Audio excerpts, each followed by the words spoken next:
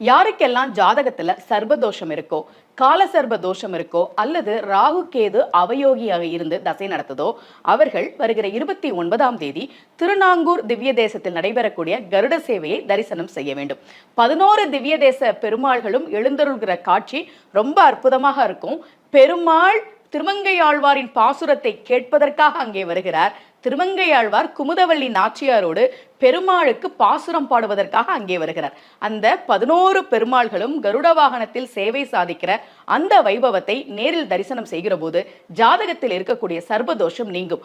ஒருவேளை நேரில் செல்ல முடியாதவர்கள் வற்றாமுது நீரோடு மால்வரை ஏழும் துற்று ஆகமுன் துற்றிய தொல் புகழோனே அற்றேன் அடியேன் உன்னையே அழைக்கின்றேன் பெற்றேன் அருள் தந்திடு என் எந்தை பிரானே என்று பாடிய திருமங்கையாழ்வாரினுடைய பாசுரங்களை பாராயணம் செய்வதன் மூலம் ஜாதகத்தில் இருக்கக்கூடிய சர்பதோஷம் நிச்சயமாக நீங்கும்.